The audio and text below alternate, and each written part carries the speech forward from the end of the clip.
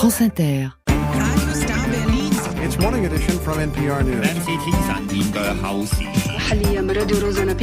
Produce gente en la radio. France Inter. Le 18-20. Fabienne Synthèse. Un jour dans le monde, c'est un jour dans la peau de l'ONU au Proche-Orient ce soir.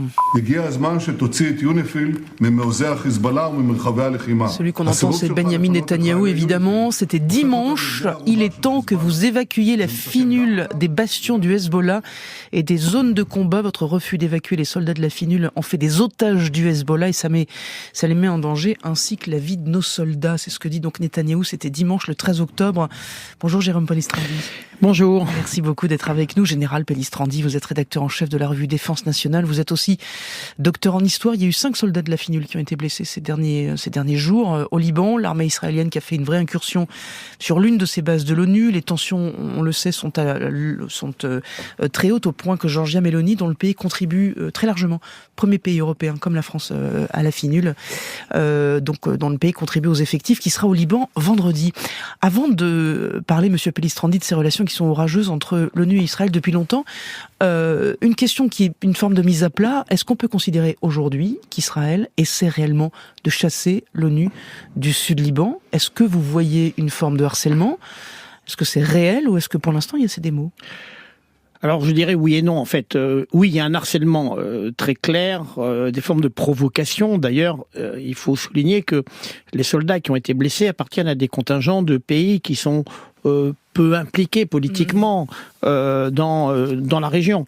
On voit bien que l'armée israélienne se garde. Vous pensez que c'était fait pour ? En tout cas, il faut comprendre que c'est un territoire qui est très restreint. C'est quelques centaines de kilomètres carrés.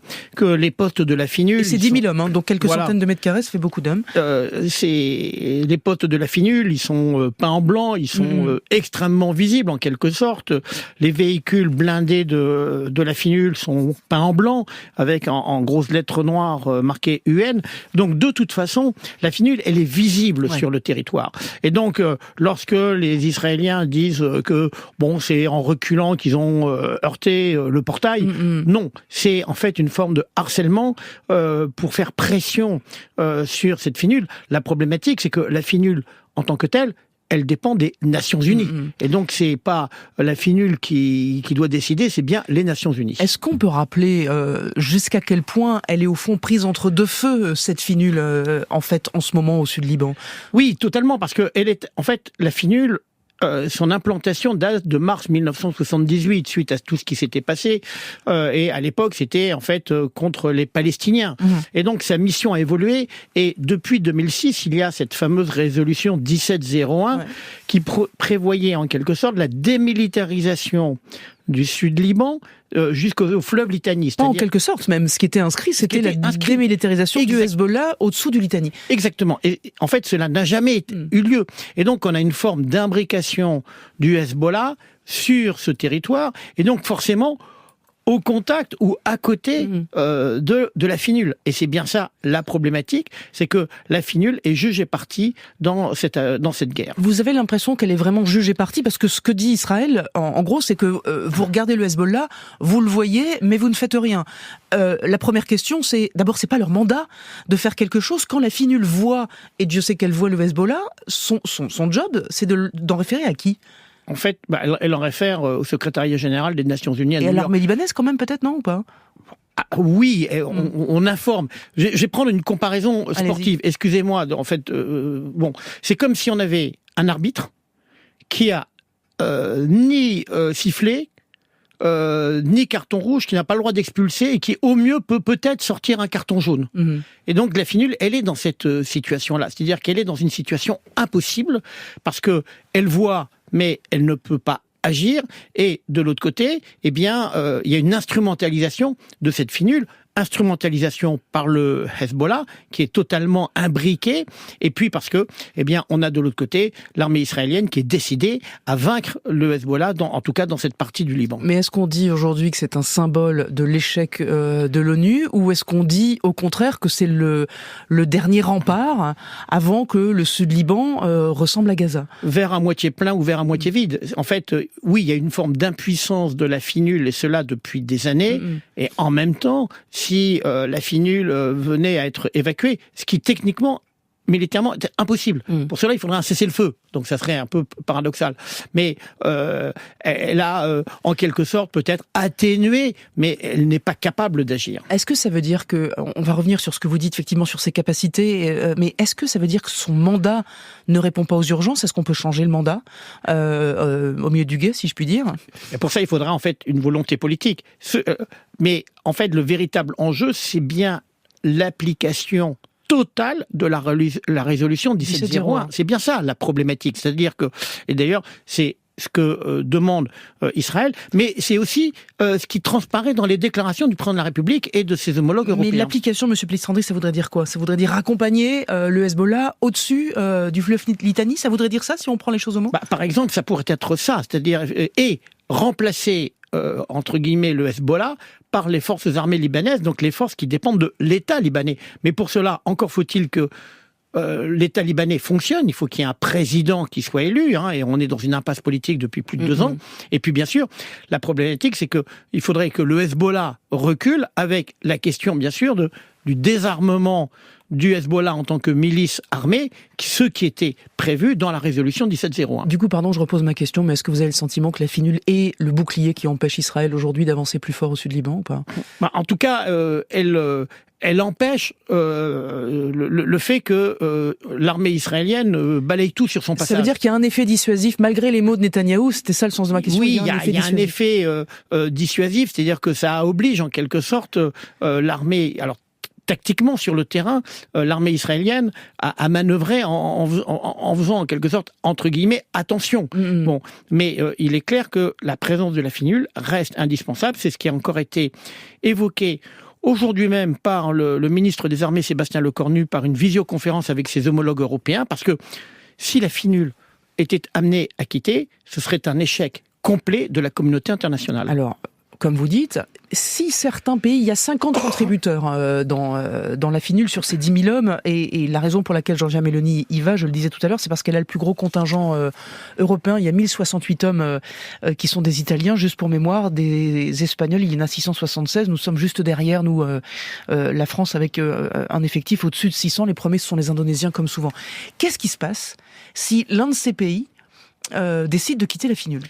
Alors, en fait, il faut bien comprendre que depuis que la finule existe, il y a eu des rotations de pays. Certes, sauf que c'était pas la guerre.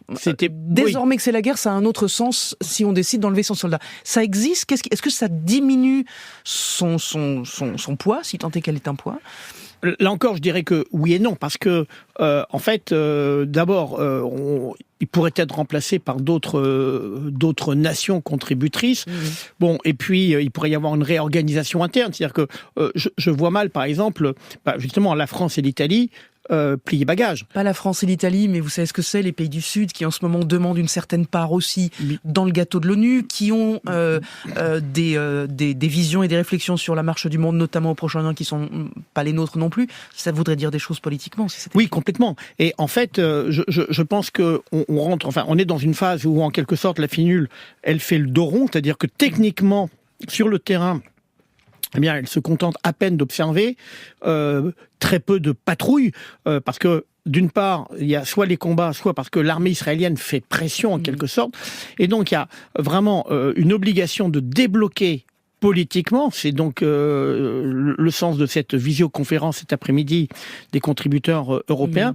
Mais il est vrai que aujourd'hui, on sent une impuissance complète, de l'ONU à essayer de faire quelque chose. Mais impuissance qui est aussi celle, je dirais, des États-Unis. On est dans une logique de montée en puissance, et que n'oublions pas, derrière, on attend toujours la réaction d'Israël vis-à-vis de l'attaque de Téhéran il y a quelques jours. Et on sait aussi comment Israël voit les Nations Unies. On sait que Guterres est persona non grata. On se souvient des mots qu'il a dit. Enfin, c'était assez terrible. Bourbier de bile antisémite. Ça, ce sont ces mots à la tribu des Nations Unies en septembre dernier. Donc, on est quand même dans ce rapport-là.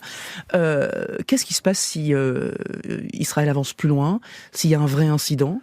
On est d'accord que la finule n'a pas le droit de tirer? Oui, puis même... Alors évidemment, la question serait, s'il y avait un soldat tué... Par exemple. Bon, mais il y a déjà eu à peu près, je crois, 300 soldats tués depuis morts ou blessés depuis la création de la finule. Mais tués dans une intrusion, c'est autre chose, en fait. Si Voilà, le cas. mais théoriquement, même... sur le plan militaire, la finule n'est pas capable de répondre. Le rapport de force est totalement disproportionné. Donc, au mieux, elle sortirait un carton jaune, et puis ça se limiterait à ça. Et c'est pas son mandat non plus, de toute façon, de tirer ni dans un sens ni dans l'autre, on est d'accord ? Dans son mandat, elle a le droit à l'autodéfense. C'est-à-dire que s'il y avait, que ce soit du Hezbollah ou de Sahel qui tire directement... D'où qu'elles viennent. Okay. Ils ont le droit à de l'autodéfense. Bon, mais derrière l'autodéfense, bien entendu, on peut mettre aussi beaucoup de choses, et c'est bien sûr l'appréciation de la situation par le chef local de l'ONU, de la finule. Est-ce que c'est une attaque délibérée, ou est-ce que, comme on l'a vu donc ces derniers jours, où Tsahal explique, voilà, on a percuté le portail, mais on l'a pas fait exprès. Et pour l'instant, on en est là, on suit cette réunion dont vous parliez effectivement. Jérôme Pellistrandi, vous êtes rédacteur en chef de la revue Défense Nationale. Merci beaucoup de votre passage chez nous.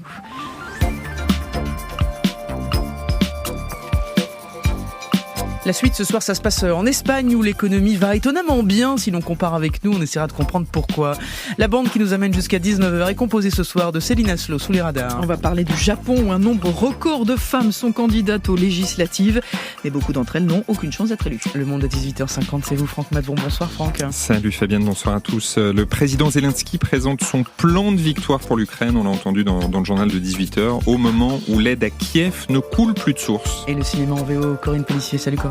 Bonsoir, l'Arabie Saoudite veut se faire une place dans le cinéma mondial. On en parle avec le réalisateur du film Nora sur les écrans aujourd'hui. Allez, à tout de suite les amis, le tour de la planète continue en passant par Dublin avec Fontaine d'ici. Favorite, c'est le titre, et c'est donc aussi une place de choix dans la playlist d'Inter.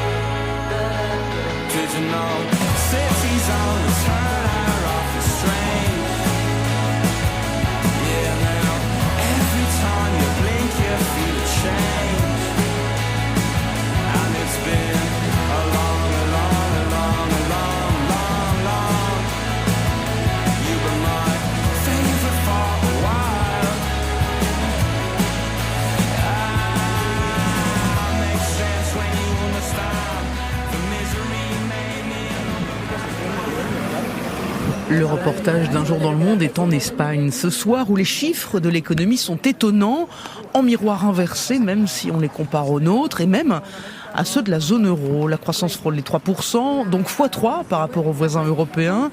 Le chômage descend même au plus fort de l'inflation. Le déficit passera sous la barre des 3% dès cette année, donc avec un an d'avance sur les engagements pris avec Bruxelles.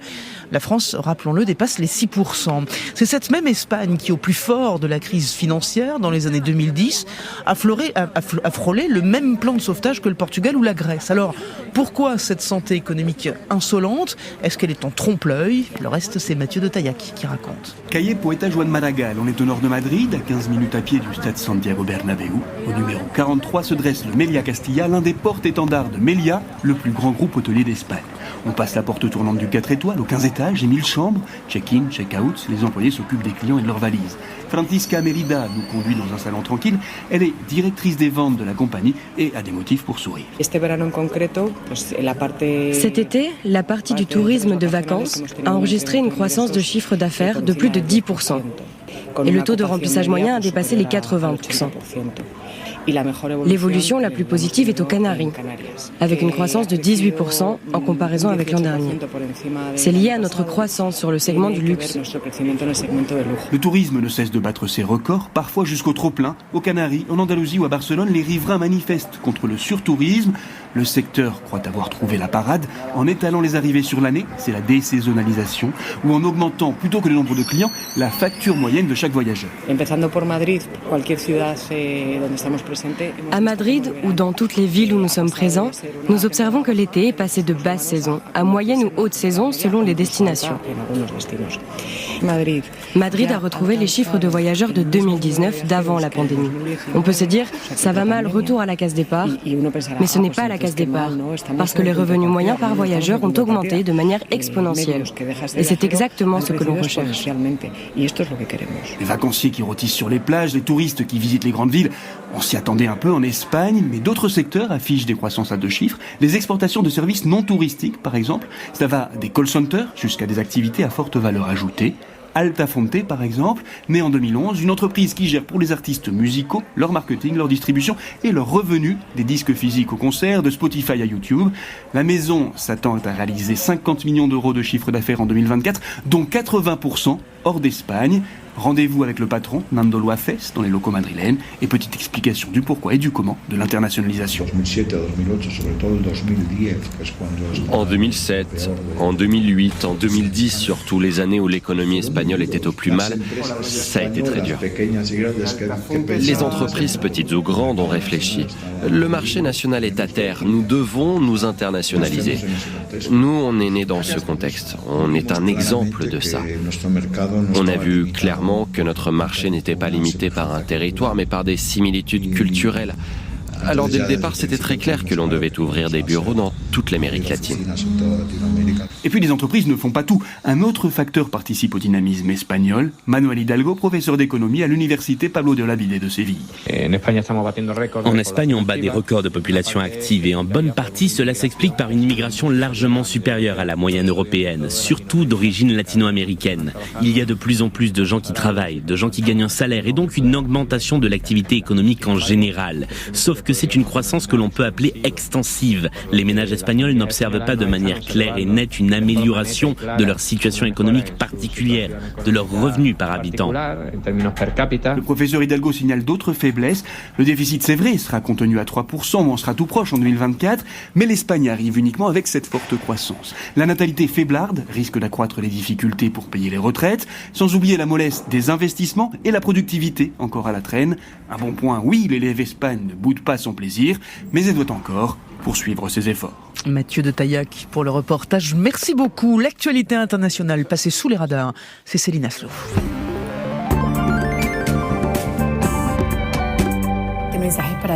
Et Céline, c'est au Venezuela que nous allons tout d'abord, où la chef de l'opposition appelle le monde de la justice à la désobéissance civile. Oui, d'ailleurs, c'est sa voix que vous entendez là dans un message diffusé sur les réseaux sociaux et enregistré depuis le lieu secret où elle réside désormais. Maria Corina Machado vit en effet en clandestinité de peur d'être poursuivie, voire emprisonnée, car elle conteste la réélection fin juillet du président Nicolás Maduro. Il y a eu, dit-elle, des fraudes électorales, soupçons partagés partagée d'ailleurs par les États-Unis ou encore l'Europe qui n'ont pas reconnu le résultat de ce scrutin. Alors depuis des mois, María Corina Machado multiplie les recours en justice qui ont tous été rejetés.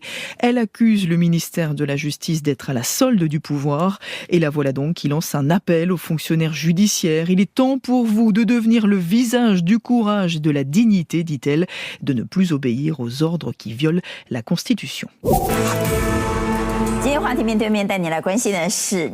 Et nous allons maintenant au Japon où la campagne électorale vient de commencer. Et oui, c'est parti pour 12 jours de campagne officielle avant les élections législatives qui sont prévues à la fin du mois. Et les médias japonais ont fait le calcul.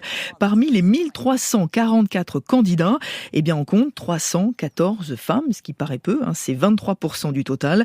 Et pourtant, c'est un record du jamais vu depuis la Seconde Guerre mondiale dans ce pays où la politique est encore massivement une affaire d'hommes. Le gouvernement, par exemple, ne compte que 2 femmes sur un total de 20 ministres. Alors on pourrait se dire que ça y est, les choses sont en train d'évoluer, mais ce record est un chiffre en trompe-l'œil, d'abord parce qu'il est très loin des objectifs officiels. Le gouvernement avait lancé un grand plan pour l'égalité qui demandait aux partis d'investir au moins 35% des femmes, on est donc bien en dessous.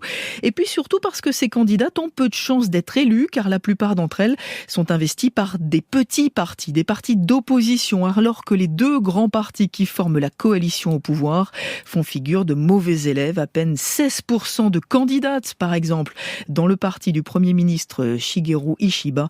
Il y a donc encore un tout petit peu de travail. Et puis voici Naples, qui vient de perdre l'un de ses derniers disquaires. Et les médias italiens se font tous l'écho de cette fermeture symbolique. Tattoo Records, c'est le nom de cette boutique, accueillit les passionnés depuis 40 ans, en plein cœur du centre historique de Naples. Une véritable institution culturelle où des générations de Napolitains ont découvert des trésors musicaux, raconte le quotidien Il Manifesto. Un lieu tenu depuis 4 décennies par un seul homme, Enzo Pone, fou de jazz et de culture américaine, et qui ce matin, pour la première fois, n'a pas ouvert sa boutique. Elle a définitivement fermé ses portes hier soir. Alors c'est vrai que les disques se vendent moins bien, les habitudes changent, mais le disquaire en veut surtout au tourisme, à la pression immobilière qui l'accompagne et au commerce qui finissent tous par se ressembler. C'est avec un brin d'amertume qu'il conclut par cette phrase « C'est dur de tenir ici quand tu vends autre chose que des pizzas ». Merci beaucoup Céline Aslo. Vous partez avec une chanson qui date de l'âge d'or des disquaires, en 1967. Voici Gal Costa, Avarandado, douceur du Brésil et de son histoire.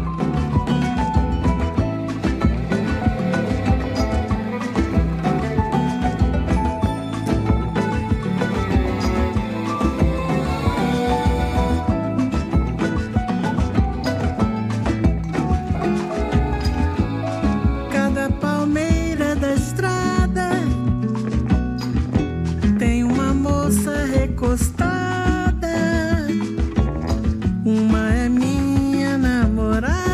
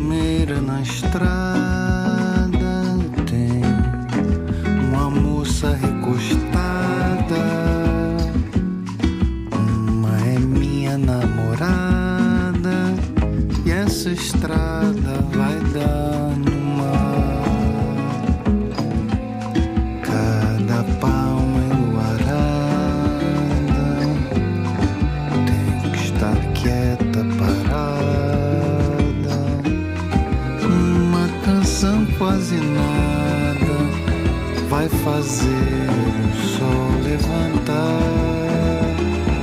vai fazer o dia nascer. Namorando a madrugada. Gal Costa, Abarandado sur France Inter et dans Un jour dans le monde. Le monde à 18h49, c'est Franck Madvon. How dare you? World is changed. Fabienne Synthèse. Le 18-20. Franck, Volodymyr Zelensky a présenté aujourd'hui son plan de victoire pour l'Ukraine, une victoire qui paraît bien lointaine. Ce soir, vous nous dites pourquoi l'aide à l'Ukraine est de moins en moins une évidence. Oui, un plan de victoire pour l'Ukraine sans concession, est-ce bien raisonnable en ce moment ? Le président Zelensky, en résumé, demande notamment pour son pays une invitation formelle à rejoindre l'OTAN, plus d'armes et moins de restrictions pour les utiliser et tout un arsenal de dissuasion non nucléaire, précision importante, pour pousser Moscou à négocier. C'est ambitieux et l'Ukraine n'est pas en position de force sur le terrain. Ses troupes résistent, mais elles ont subi des revers. Dans l'Est, l'armée russe a progressé de près de 500 km en août, l'avancée la plus importante en un mois depuis 2 ans. Elle vient de conquérir 2 nouveaux villages dans le Donbass et dans la région de Koursk, côté russe, où l'Ukraine a lancé une offensive cet été. Les troupes de Moscou ont repris un quart environ de ce qu'elles avaient perdu. Et surtout, Franck, le contexte géopolitique n'est pas favorable. Ben oui, la priorité du moment pour les diplomates, c'est le Proche-Orient. On en parlait au début de l'émission. Éviter l'escalade entre Israël et l'Iran. Les États-Unis en particulier déploient beaucoup d'énergie sur ce dossier, avec des traductions concrètes. Washington a annoncé dimanche l'envoi en Israël du bouclier antimissile THAAD et d'une centaine d'hommes pour l'utiliser. Kiev n'a jamais eu droit à de telles faveurs. En Europe, l'Ukraine n'est plus en haut de l'agenda. Zelensky a été invité à Bruxelles demain au Conseil européen pour présenter son plan, mais il n'y est plus accueilli en héros. L'UE est actuellement présidée par la Hongrie de Viktor Orban, le meilleur ami de Poutine parmi les 27, et les opposants à l'aide à l'Ukraine ont progressé au Parlement européen. La présidentielle américaine, en plus, c'est un autre motif d'inquiétude. Bien sûr, dans 3 semaines, on saura peut-être si Donald Trump fait son retour à la Maison-Blanche en janvier. Le républicain le dit à chaque meeting, pas question de dépenser des milliards pour l'Ukraine. Il pourrait même, qui sait, retirer une partie des troupes américaines en Europe. Pour rappel, son colistier J.D. Vance a déclaré en 2022 « Je vais être honnête, je me fiche de ce qui se passe en Ukraine ». La perspective d'une nouvelle administration Trump a même déjà des conséquences. En juin, les pays du G7 ont promis un prêt de 50 milliards de dollars à Kiev. Eh bien, cette enveloppe n'est plus garantie. Ce prêt doit être financé par des profits sur les avoirs gelés russes. Il est donc lié aux sanctions contre la Russie. Washington demande à l'UE de ne plus renouveler ces sanctions tous les 6 mois, de s'engager sur une plus longue période. Mais un homme au sein de l'UE oppose son veto au changement des règles. Viktor Orban, qui prépare la présidence Trump. Alors, est-ce qu'il y a encore des raisons d'espérer pour l'Ukraine ? Alors, pour le moment, Fabienne, le discours des Occidentaux ne varie pas ou pas trop. Soutien total à l'Ukraine. Le chancelier allemand Olaf Scholz l'a dit aujourd'hui. Ses collègues européens le diront demain à Bruxelles. Le président Joe Biden se rendra à Berlin vendredi pour afficher la solidarité des États-Unis. Mais tous évoquent plus ou moins ouvertement des discussions avec Poutine. Le débat du moment porte un peu plus sur d'éventuelles négociations, un peu moins sur la nature de l'aide à l'Ukraine. Au fond, en présentant un plan de victoire pour 2025, l'an prochain, Zelensky lui-même songe à l'étape d'après, l'issue du conflit. Franck Madvon, à demain. Le mercredi, c'est le cinéma en VO et c'est Corinne Pellissier. France Inter. Un jour dans le monde. كنت أتكلم مع عمك أمس. لازم نحدد موعد لعرسك على ظافر قبل رمضان. مو الحين. أنا أشوف أفضل نخليها السنة الجاية. Et le rendez-vous du cinéma en VO, Corinne nous emmène en Arabie Saoudite ce soir. Le film s'appelle Nora.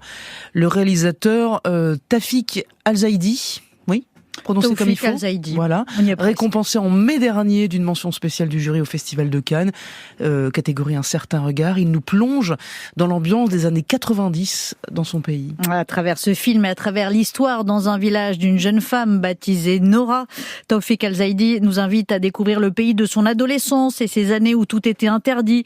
La musique, les magazines qui font tant rêver son héroïne, bridée dans son quotidien, promise à un mariage dont elle ne veut pas et qui voit un jour son horizon s'éclaircir s'éclaircir avec l'arrivée dans le village d'un instituteur passionné de dessin qui partage avec elle le même amour de l'art dont on veut les priver. Comme eux, le réalisateur a dû longtemps se cacher quand il était ado pour écouter de la musique, regarder les films de son idole Stanley Kubrick.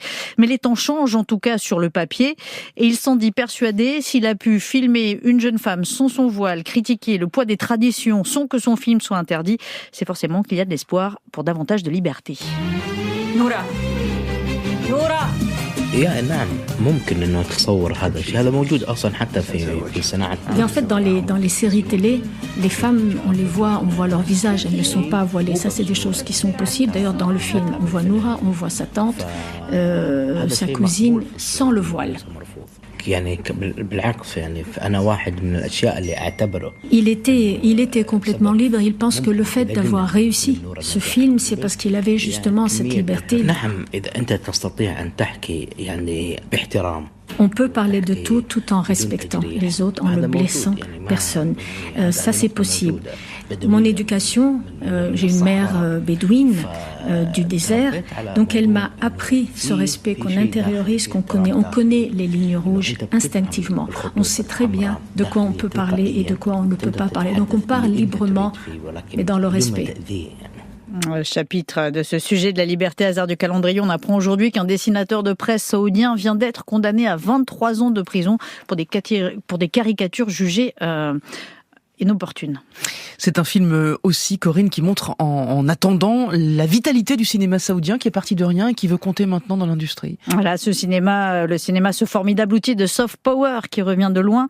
Il faut rappeler qu'en Arabie Saoudite, les salles sont restées fermées pendant 35 ans jusqu'en 2018. Les religieux au pouvoir les avaient interdites. Ce qui explique par exemple pourquoi Taoufik Al-Zaidi a tout appris en autodidacte et surtout en cachette. Des courts-métrages adolescents qui lui ont permis de se faire la main sur l'écriture, la réalisation, le montage. Aujourd'hui, c'est même lui qui produit son film, mais avec c'est nouveau le soutien de l'État. Il y a une volonté claire affichée de positionner le pays sur la carte mondiale du cinéma et pour ça, on met les moyens, on fait de la diplomatie. Noura est le tout premier film saoudien jamais présenté au Festival de Cannes. En même temps, il n'y avait pas eu des masses de films réalisés auparavant, mais le résultat est prometteur. Taoufik Al-Zaidi a déjà une patte bien à lui, considéré comme l'un des symboles du renouveau culturel du pays. Les paysages du film sont sublimes et en seulement quelques plans, il parvient à poser très clairement les enjeux des personnages. 50 000 entrées à ce stade en Arabie Saoudite et il le sait, encore beaucoup de travail pour atteindre les objectifs qu'il s'est fixés. Il y a énormément d'initiatives qui aident à la fabrication de films. Il y a le ministère de la Culture qui aide. D'ailleurs, le film de Noura a bénéficié du soutien du ministère de la Culture d'Arabie Saoudite. Il y a le festival de la Red Sea et il y a énormément de programmes d'apprentissage. Donc, toutes ces initiatives, il y a énormément d'initiatives qui vont faire en sorte d'accélérer sans doute le processus et d'arriver plus rapidement à une industrie à proprement parler. L'industrie du cinéma existe depuis très longtemps en Occident, depuis 100 ans en Occident et dans d'autres pays. Mais en Arabie Saoudite, ce n'est pas le cas. C'est encore un concept qui se construit.